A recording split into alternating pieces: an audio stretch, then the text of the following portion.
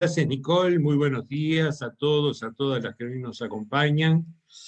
Muchas gracias por estar destinando este tiempo a compartir esta presentación. Un saludo muy especial a los panelistas que nos están acompañando y que sin duda enaltecen esta presentación con su punto de vista, sus comentarios desde experiencias muy ricas y muy intensas que han tenido en esta temática.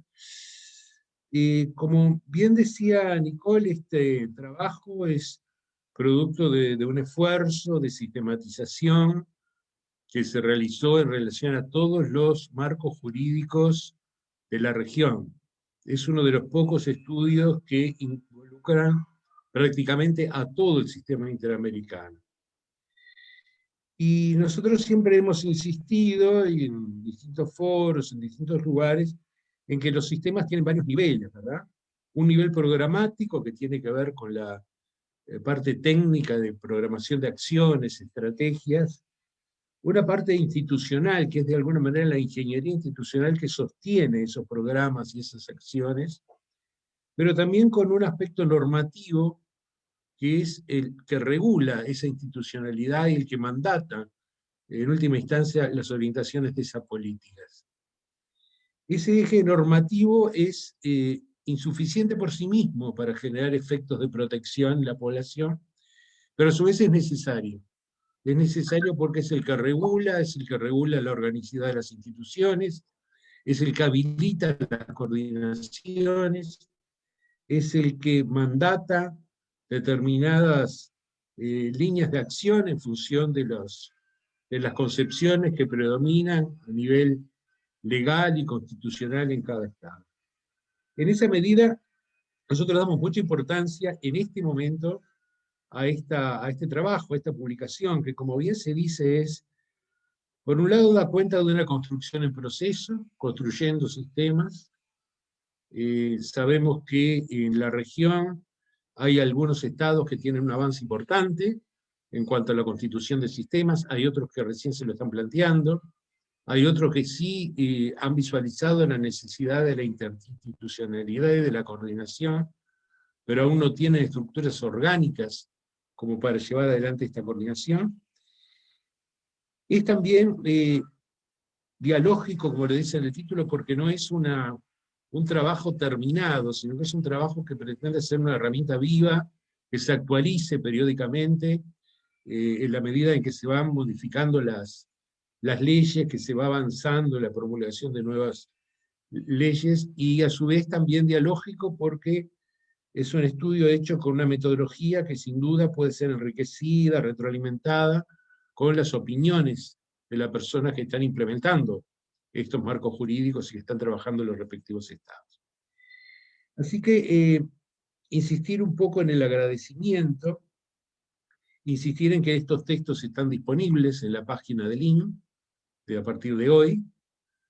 Vamos a tener una presentación próximamente del tomo correspondiente al Caribe, que va a ser una presentación que se va a hacer en idioma inglés, como corresponde. Y en el día de hoy estamos presentando los dos tomos que tienen que ver con Centroamérica y Sudamérica. Y bueno, y para eso es que pasaríamos ahora la palabra. Nicole seguramente lo va a presentar a los autores del trabajo y luego a los comentaristas. Así que muchas gracias por acompañarnos y quedo atento a los aportes que podamos tener hoy. Muchas gracias, Víctor. Reiterando el agradecimiento, ahora damos pases a Daniela Tupayachi, que es coordinadora del Programa de Sistemas de Promoción y Protección de Derechos, y a Juan Ascune, que es colaborador del área de promoción y protección, que nos presentarán este documento que es tan importante como se mencionó, y nos darán más detalles también de su elaboración o lo que contiene. Damos el pase a Daniela. Muchas gracias, Nicole. Bueno, en primer lugar, muy buenas tardes desde el sur, desde Montevideo, Uruguay, donde nos encontramos, en el Instituto Interamericano del Niño, Niña y Adolescente, a todos los y las oyentes que nos acompañan el día de hoy. Desde el Programa Interamericano para la Consolidación de los Sistemas de Promoción y Protección de Derechos de Niños, Niñas y Adolescentes del IN, el día de hoy es un momento muy importante para nosotros, ya que este lanzamiento pretende poner a su disposición la publicación Construyendo Sistemas en las Américas, un estudio dialógico de los marcos normativos, que tras 2 años de trabajo aproximadamente, pretenden ser una herramienta que ahonda en el eje normativo de los sistemas y a su vez, como señaló Víctor en su presentación, director del instituto, pretende ser un instrumento vivo que permita su actualización periódica en base a los avances y a las retroalimentaciones que recibamos. Sin mayor introducción, voy a pasar a presentar a Juan Ascune, colaborador del área de promoción y protección de derechos y pieza clave en la construcción de este estudio. Hola, buenas tardes a todos y a todas, desde acá, desde la República Argentina. Bueno, muy bien. Lo que vamos a ir describiendo es los objetivos y finalidades que tiene el trabajo que hemos marcado. Estos objetivos que ustedes verán son una síntesis meramente enunciativa. Centralmente, entre los objetivos que ahondamos es el de simplificar y unificar todos los antecedentes normativos a nivel país, como también el sistema interamericano. También, en función de eso, fortalecer, ¿sí?, la importancia que tienen los marcos normativos, como muy bien señaló Víctor, en la posibilidad de generar y fortalecer políticas públicas, o poner en cuestión, finalmente, la ausencia de las mismas.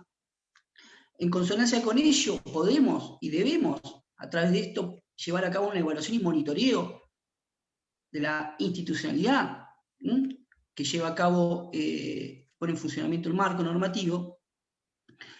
Y también, lo que nos resulta muy interesante, y lo hemos recabado, y algunos de los ejemplos los vamos a manifestar más adelante, es poder identificar cuáles son los aspectos centrales, ¿sí?, como también las carencias que existen en los sistemas de promoción y protección de los derechos de los niños y niñas en los 34 países de las Américas, ¿sí?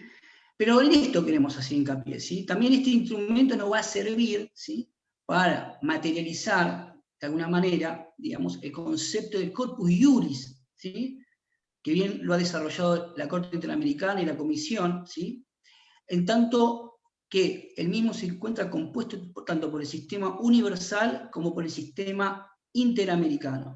En función de eso es vital, digamos, tener estos instrumentos. Y como tanto dijeron Daniela como Víctor, esto no es un punto de llegada, sino es un punto de partida y tiene una dinámica abierta y de construcción permanente. Así que bueno, pasamos al siguiente, por favor.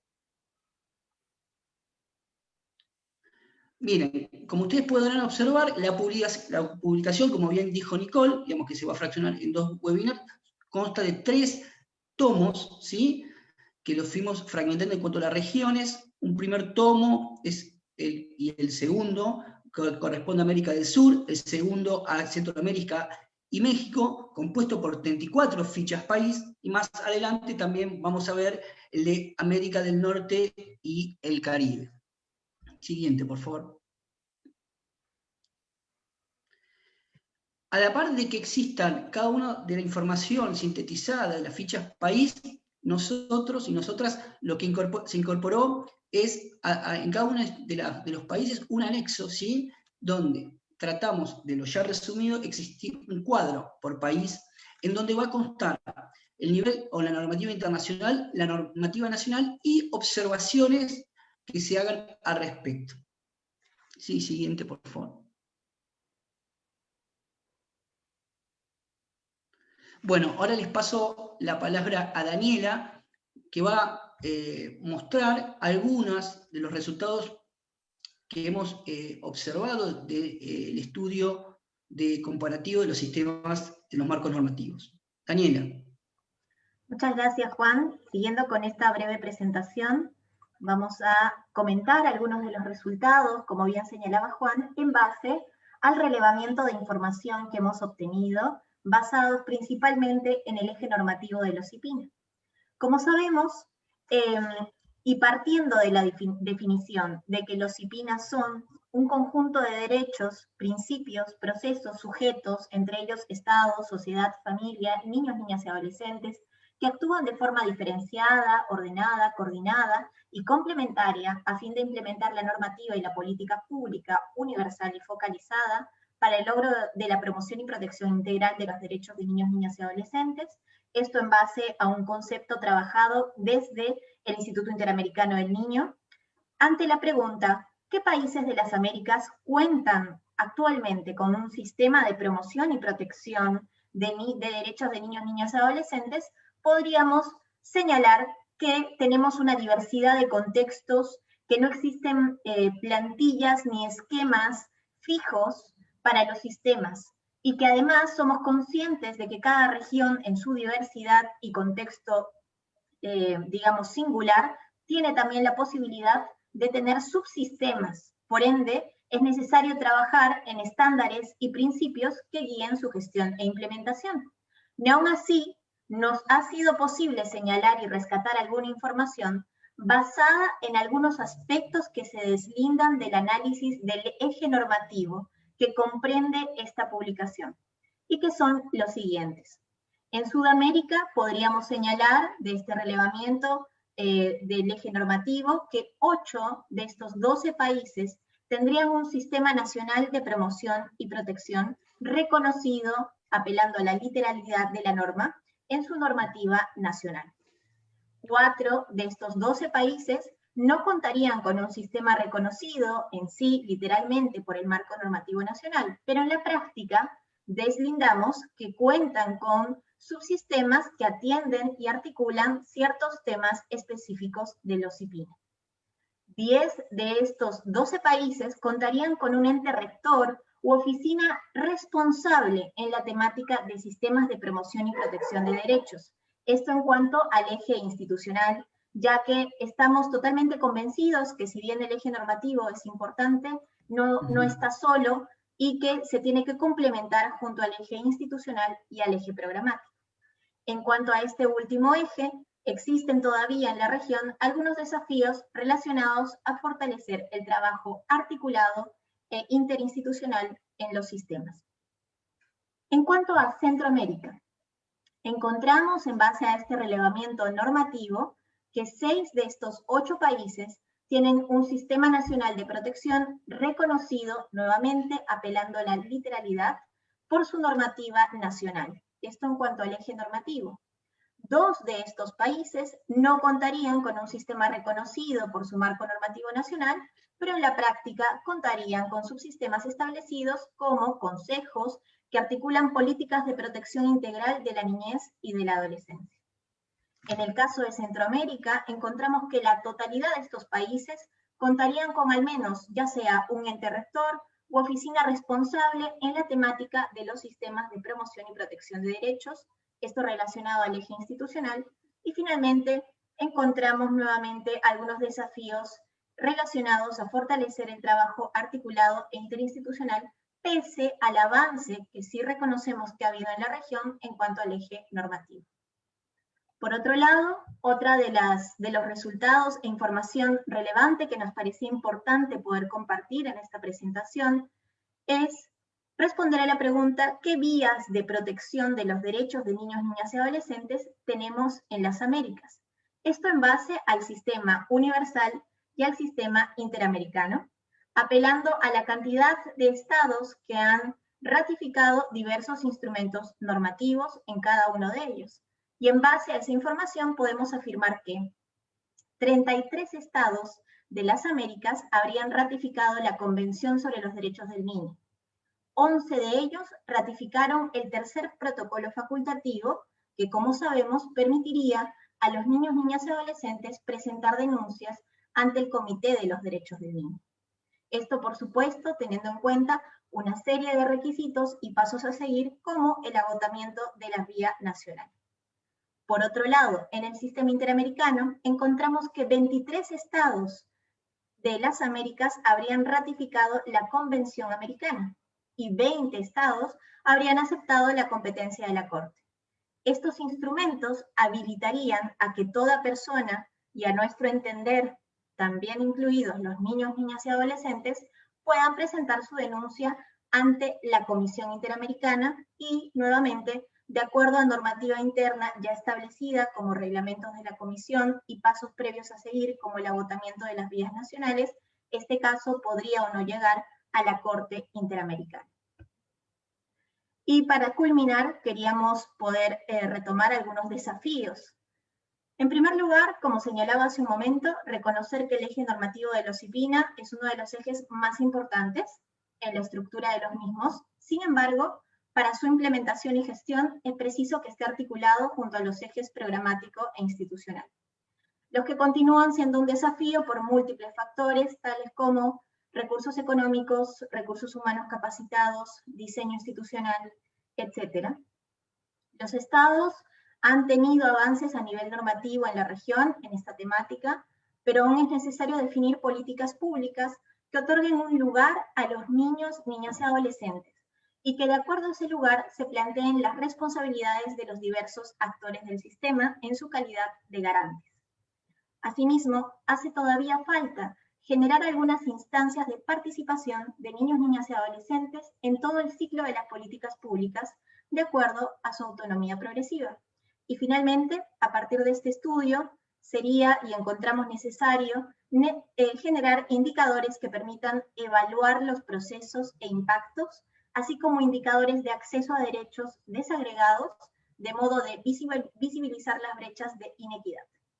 Esta información, por supuesto, tendría que ser accesible y en formatos amigables para los diferentes grupos etarios, étnicos, etc. Entonces, si bien ponemos a disposición desde ya esta herramienta y desde el IN asumimos el compromiso de mantenerla actualizada, de acuerdo también a las necesidades que se presenten y a las demandas de los estados, pretendemos mantener y hacer de esta una herramienta viva. No es una herramienta totalmente terminada, es la primera publicación del programa, y bueno, realmente tenemos la intención de que sea una herramienta útil de aquí en adelante para la consolidación en algunos casos o el fortalecimiento de los sistemas de promoción y protección de derechos. Muchas gracias, Daniela y Juan. Ahora ya comprendemos un poco más acerca de este importante documento que se busca que sea una herramienta viva, como bien lo menciona Daniela, y que ya está disponible en todas las redes del Instituto. En este momento daremos paso a nuestros comentaristas, iniciando con Esmeralda Rosemena, que es alta comisionada de la CIDH. Escuchamos, Esmeralda. Nuestro micrófono. Muy bien, muchas gracias. Muy buenos días, o para allá ustedes un poco más de mediodía, para acá todavía más temprano. Un saludo solidario a nuestras organizaciones que hoy nos acompañan escuchándonos por esta vía, a la organización de esta iniciativa, de este evento, por una oportunidad extraordinaria. Víctor, tengo que hacer una mención especial al trabajo del Instituto, al compromiso, a la responsabilidad que asume el Instituto como nuestro órgano de la OEA, de mucho contacto con los estados, con los países, y esa conexión que permite precisamente a todo el sistema interamericano, entonces en ese caso a la Comisión Interamericana y a la Corte Interamericana, poder trabajar con los países hacia el aseguramiento de los derechos.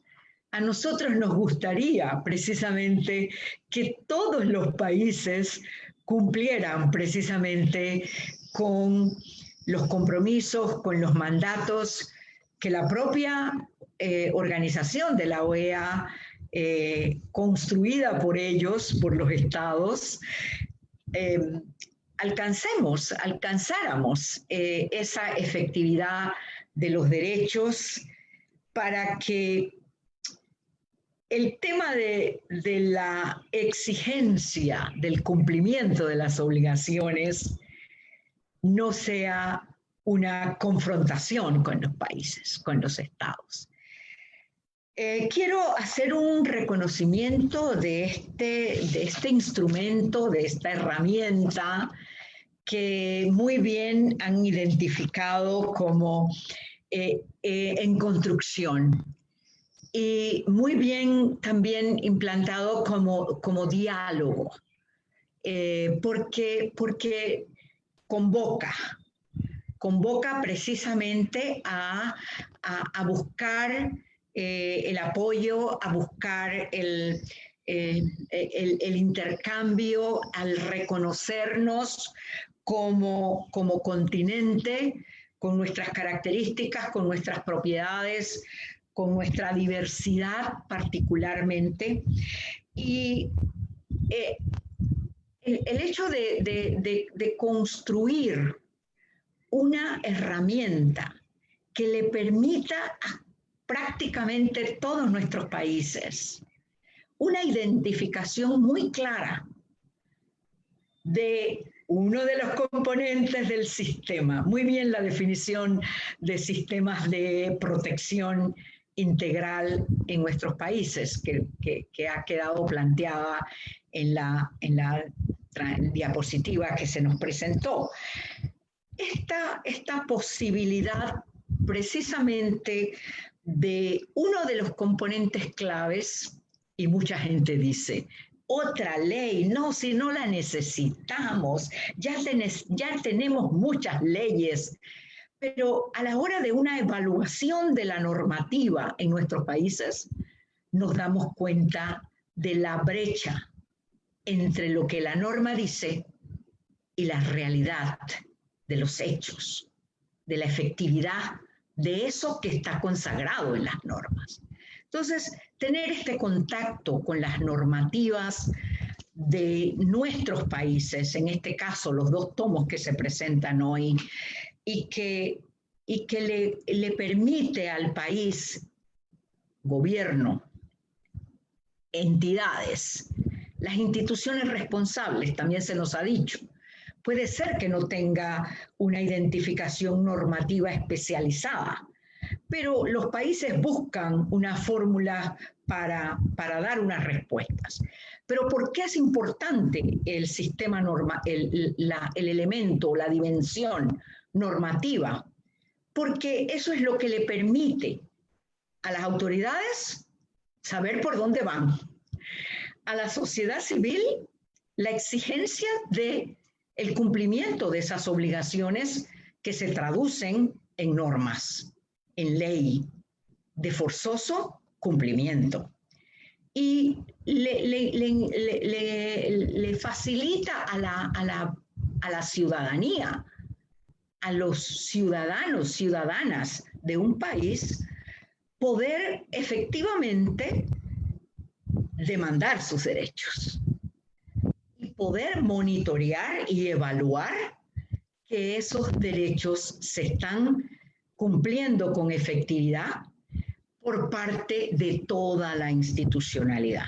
Yo quiero destacar el tema del espacio, de lo que el estudio implica, normas, leyes especiales para el procesamiento de los derechos.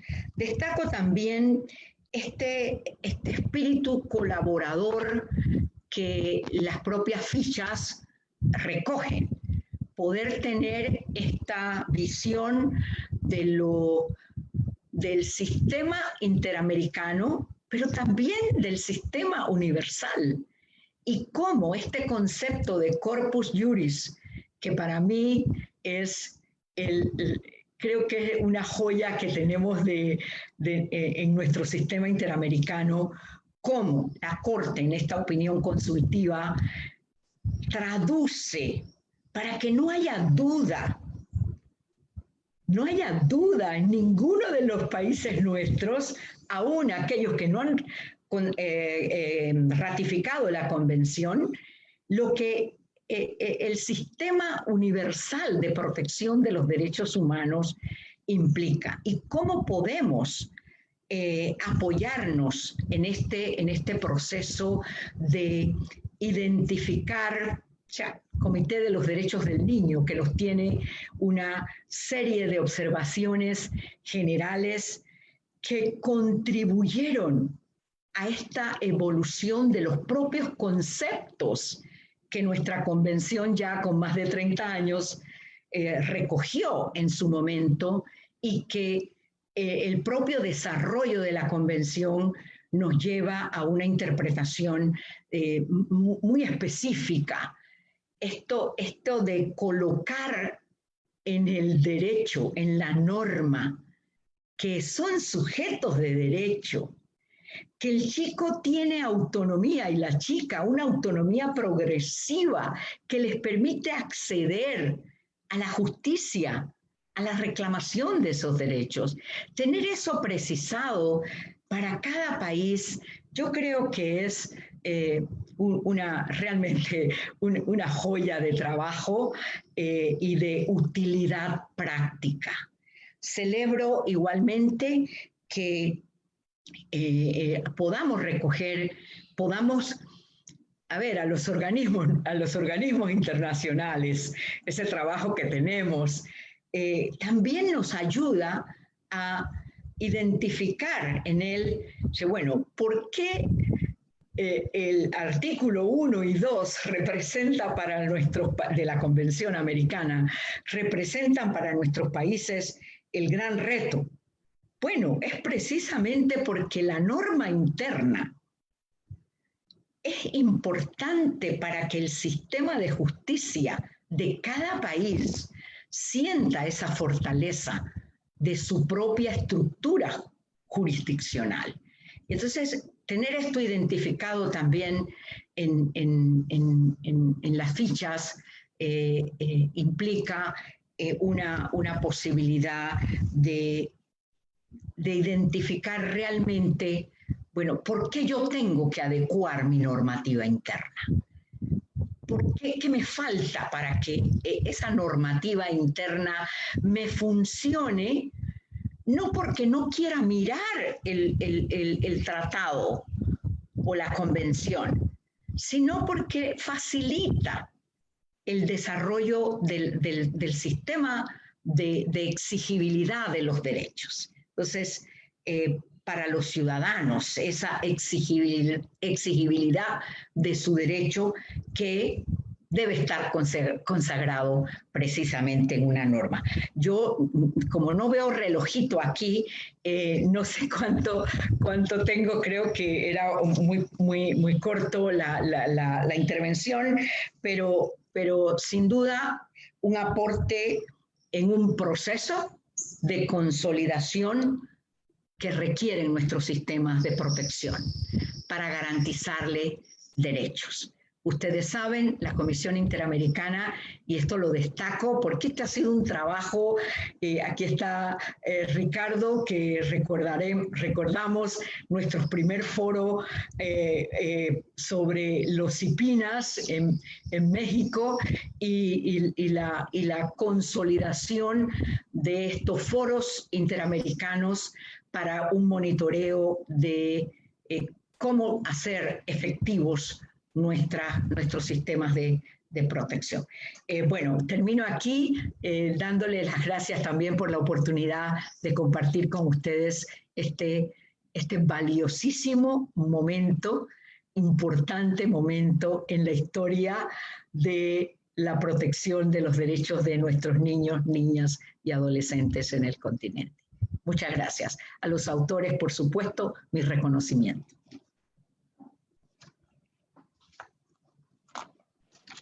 Muchas gracias, Esmeralda.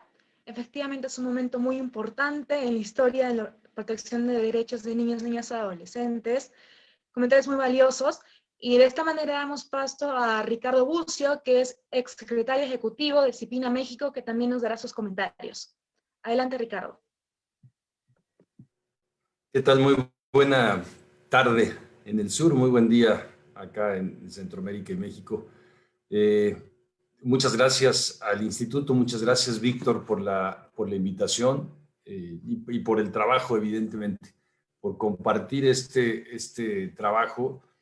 Ya Esmeralda, ya diste el marco de la importancia de esta recopilación, de que podamos tener una perspectiva completa de cuál es el marco normativo y qué ha detonado ese marco normativo, ¿no? Bien decía Víctor, la ley por sí misma no cambia la realidad, pero sí detona obligaciones, establece límites, define estándares, da la posibilidad de procesos judiciales y también da la visión de lo que un país define para sí mismo respecto del lugar de las personas, en este caso de niños, niñas y adolescentes. ¿Qué tipo de lugares les establece la ley?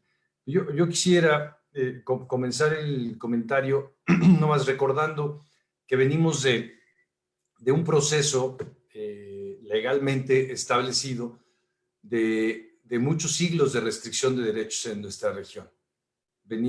Tenemos mucho más tiempo acumulado en nuestros países de esclavitud legalizada y de segregación y de encomiendas que lo que llevamos como países, como naciones constitucionalmente establecidas en base a un marco de derechos y mucho más tiempo, además, que el tiempo que llevamos con un reconocimiento de derechos humanos incluida en el marco jurídico nacional y también en el marco internacional y en el marco regional.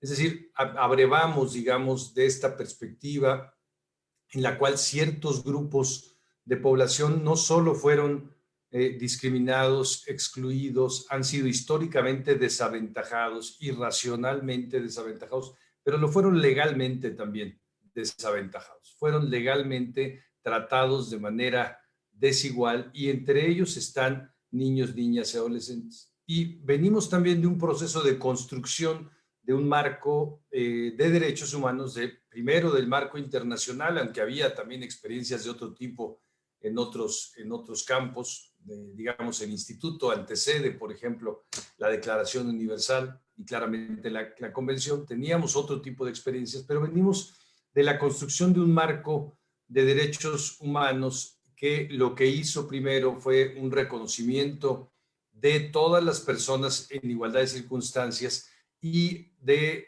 un reconocimiento, digamos, de derechos generales. Esta es la historia de los pactos también, no solo de la declaración, sino de los pactos internacionales de derechos humanos, de las convenciones generales, y luego tenemos también un momento de darnos cuenta que pese a que iba avanzando el marco de derechos humanos, los mismos grupos de población seguían en una situación de desventaja, porque el marco legal no asumió en su pleno contenido y en su plena comprensión lo que decía Daniela ahora respecto de la Convención Americana. Decías, Daniela, toda persona, y a nuestro entender también niños, niñas y adolescentes. Yo creo que ese no fue el entender del Sistema Universal de Derechos Humanos en principio, ¿no? Toda persona no incluía a las mujeres, no incluía a las personas con discapacidad, no incluía a las personas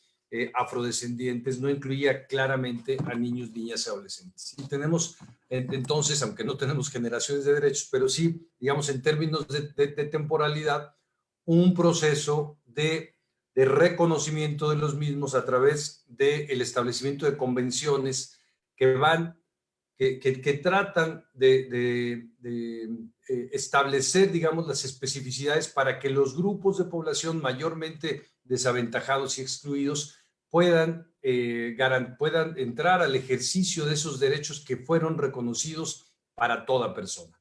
Y ahí tenemos entonces la Convención CERD, la CEDAW, claramente esta Convención de los Derechos del Niño, hasta la Convención de los Derechos de las Personas con Discapacidad, declaraciones, etcétera, ¿no? Casi todos los últimos 30 años es una construcción de un derecho internacional de derechos humanos y también un derecho regional que va particularmente hacia los grupos de población mayormente desaventajados, para que logremos tratar de que tengan acceso al ejercicio de derechos. Esto ha sido también en este marco, digamos, se han construido los marcos nacionales normativos de reconocimiento de derechos de los niños y las niñas. Nuestros países reconocían a todas las personas, digamos, en general libres e iguales, pero no había mecanismos para que pudieran ejercerse los derechos en igualdad de circunstancias. Hoy sabemos que un marco de derechos humanos, lo decía muy bien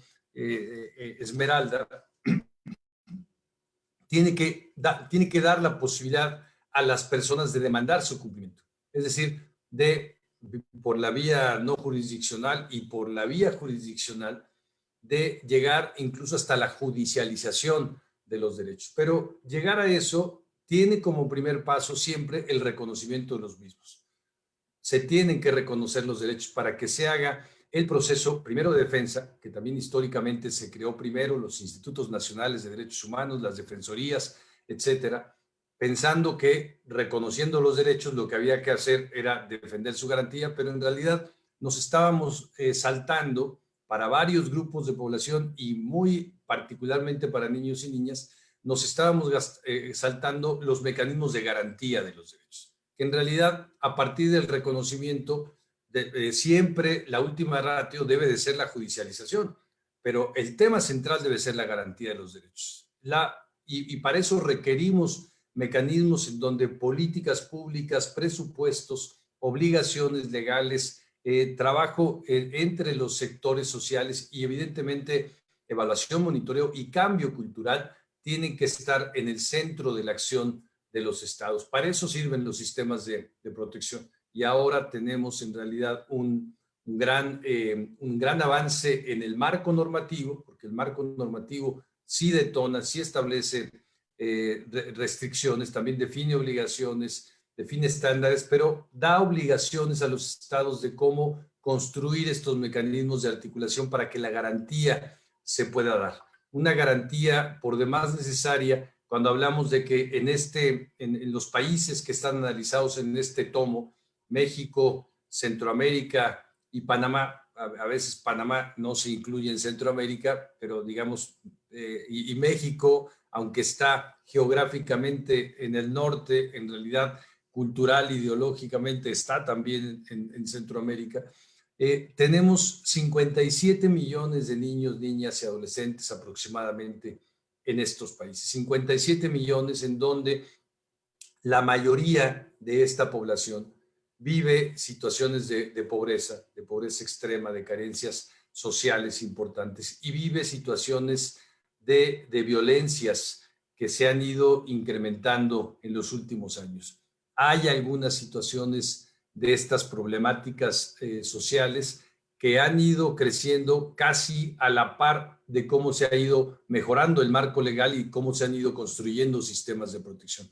Porque hay también, y eso hay que reconocerlo, en razón de que abrevamos de esta situación de discriminación y desventaja de este grupo de población, de este adultocentrismo con el cual se construyó política social, económica, religiosamente la región, a partir de que abrevamos de eso, también tenemos resistencias importantes a que los niños y las niñas sean reconocidos como sujetos de derechos. La ley lo establece, pero la cultura tiene fuertes restricciones a terminar con el castigo corporal, a que los estados sean sujetos obligados y cuando niños y niñas adolescentes son sujetos de derecho, a que haya también mecanismos de escucha, a que haya procesos de participación en las decisiones de política pública que les importan. Y claro, todo esto tiene un reflejo importante en los presupuestos.